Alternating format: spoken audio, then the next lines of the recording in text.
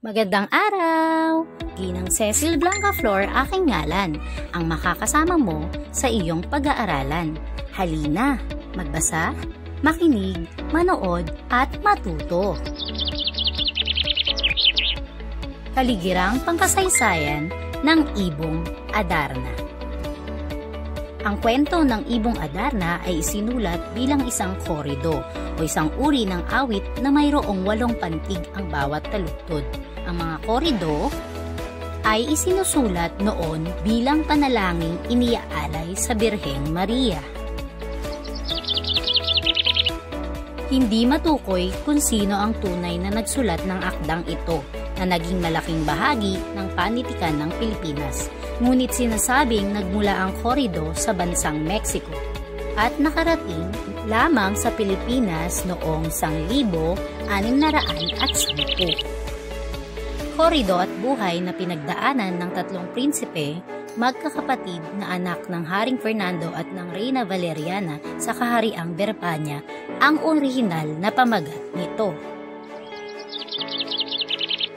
Alam mo ba, kahit hindi sinulat ng isang Pilipino, niyakap ito ng marami dahil naaangkop sa kultura at pagpapahalaga ng bansa ang takbo ng kwento nito. Kabilang dito ang pagmamahal sa pamilya, pagpapahalaga sa magandang ugnayan ng bawat membro, pagiging mabuting anak at pananampalataya.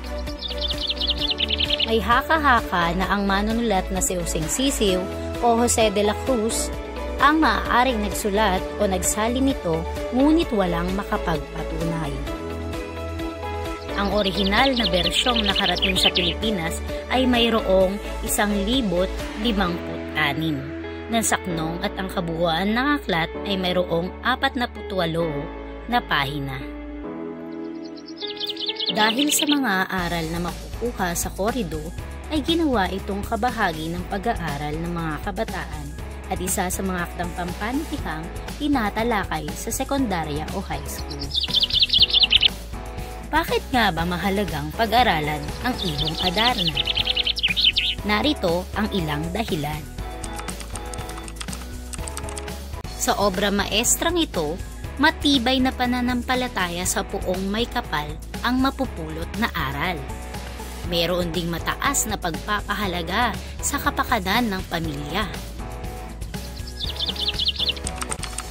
Nariyan din ang mataas na pagtingin o paggalang ng mga anak sa magulang, ipaggalang sa nakatatanda at pagtulong sa mga nangangailangan. Kaya maraming aral ang mapupulot mula sa akdang ito.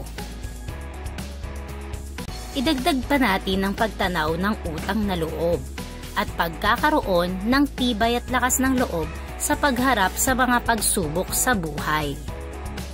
Huwag rin nating kalilimutan na ang paksa ng korido ay tungkol sa pakikipagsapalaran ng mga tauhan na hindi maaaring mangyari sa tunay na buhay.